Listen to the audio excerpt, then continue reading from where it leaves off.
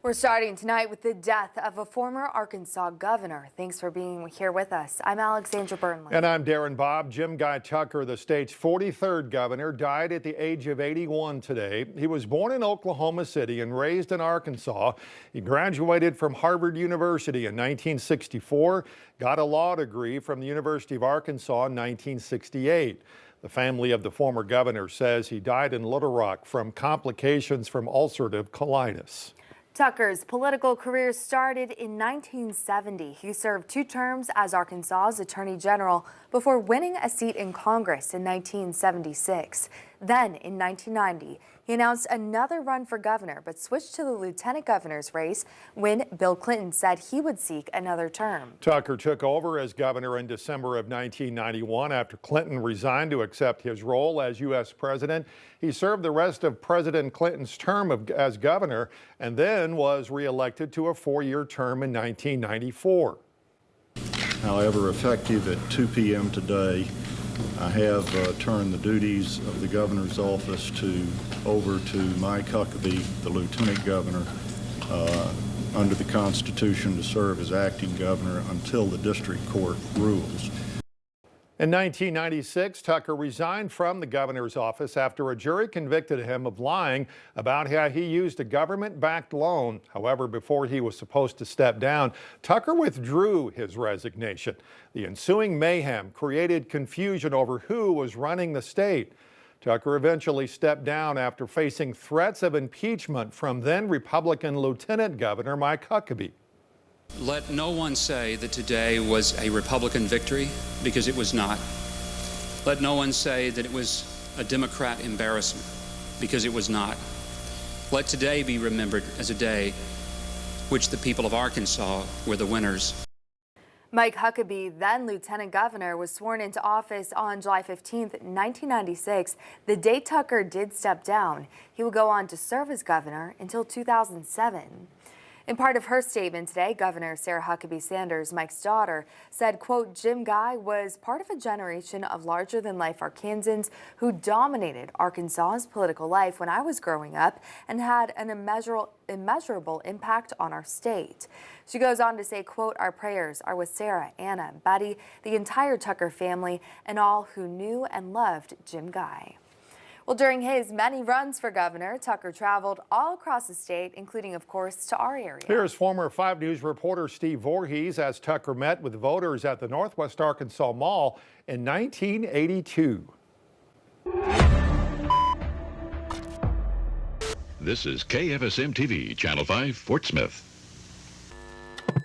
After a day and a half of press conferences, dinners, breakfasts, interviews, and meetings in Northwest Arkansas, Jim Guy Tucker got down to some old-fashioned campaigning this afternoon.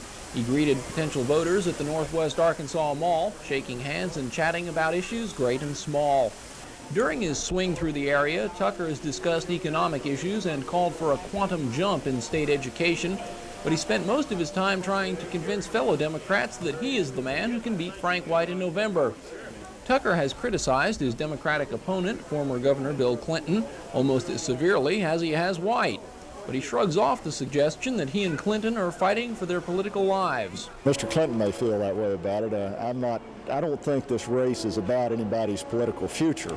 The reason you get into a political campaign for governor, or should be, that you're concerned about what can be done for Arkansas. And that's the only real concern I have in the race. I believe I can do more for Arkansas more effectively than anyone else can and more quickly.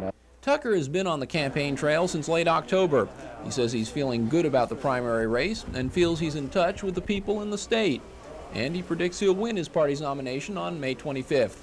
In Fayetteville, this is Steve Voorhees reporting for the News People. Tucker is survived by his wife Betty, 2 daughters Anna and Sarah, along with his stepson Lance and stepdaughter Kelly. We'll continue to post updates and reactions to Tucker's death in this story on our website at 5newsonline.com.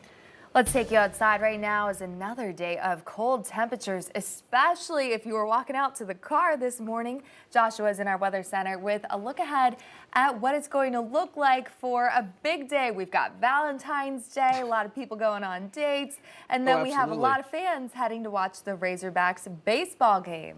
We got so much going on, and if you saw this morning some of those particles in the air that look like flurries, this is a quick explanation. We had a lot of people asking, it's sunny. Where is it coming from? Well, the answer is it's diamond dust. I mentioned it in the shows earlier, but simply what it is we have this layer of ice particles floating. It's undergoing what we call deposition. It's the water vapor gases that are freezing, and then you get these tiny water particles freezing. They float along the air, and they look like, well, diamonds in the sky. They look like flurries. It's because that light is reflecting off of them. So that's a little bit about that. I put an update on my social media with a further explanation for that if you want to check that out. Simply put, it's cold this morning, cold tonight. Currently in the 20s northwest Arkansas, lower 30s in the River Valley. So beyond today, we have an active Valentine's baseball day tomorrow, and then we have an active pattern into next week. More updates on that coming up in the main forecast segment. All right, Joshua, thanks. New tonight, Arkansas lawmakers passing a bill that guarantees free breakfast for all public school students in the state.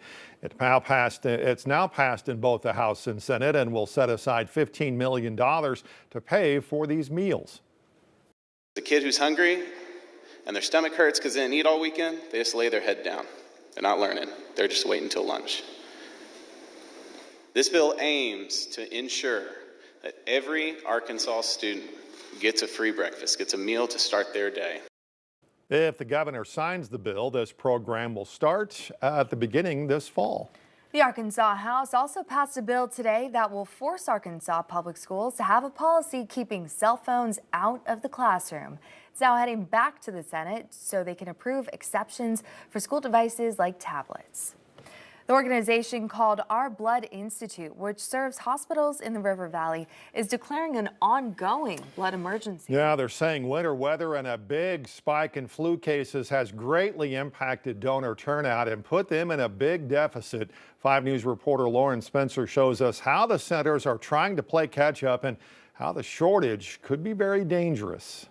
And then you're going to tell me your full name, date of birth. I've been doing it since I was about 18. You could say donating blood is in Dan McLean's blood. He does it as much as he can. What originally made you want to start donating blood?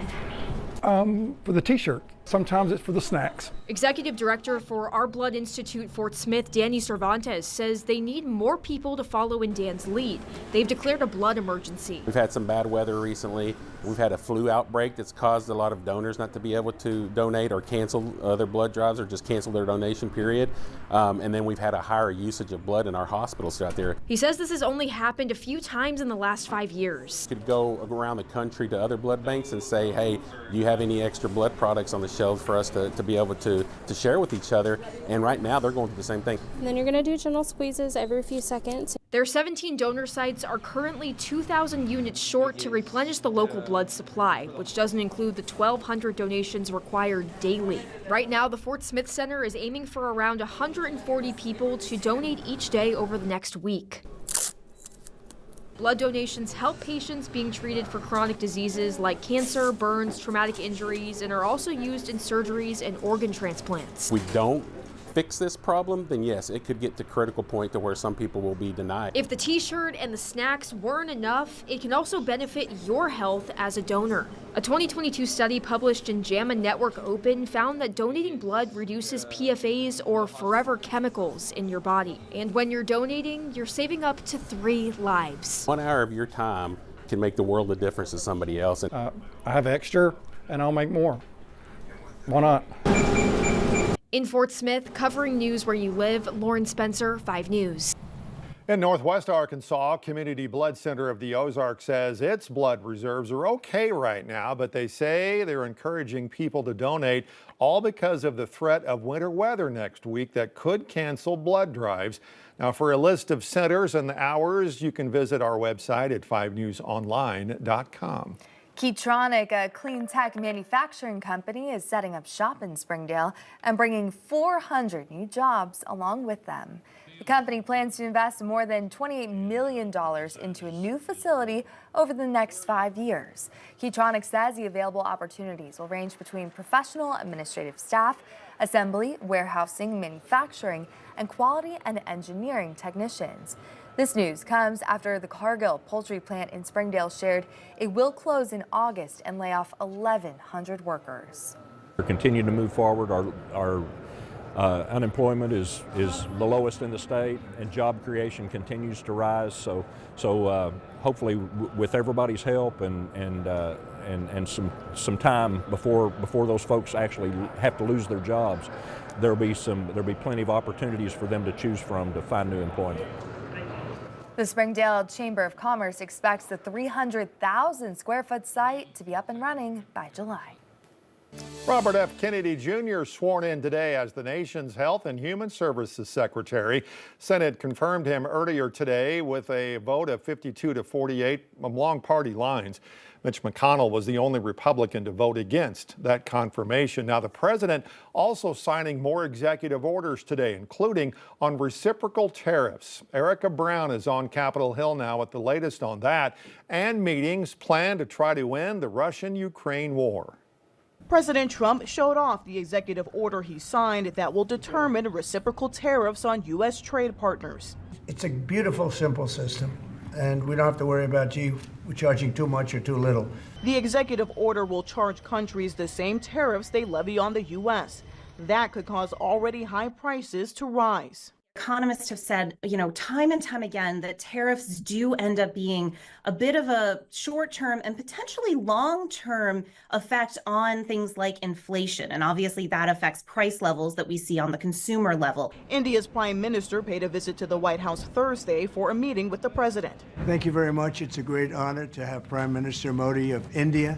The two leaders spoke about improving trade relations between the U.S. and India. India's been to us just about the highest tariffed nation anywhere in the world. They've been very strong on tariffs. The president also announced the U.S. and India will build a trade route running from India to Israel to Italy.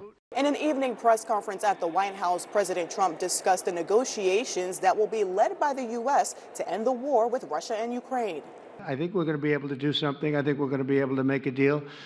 And I hope so, because it's a horrible war. The Trump administration also confirms to CBS News that representatives from Elon Musk's Department of Government Efficiency are now examining systems at the IRS as they continue their push to overhaul the federal government. Erica Brown, CBS News, Capitol Hill.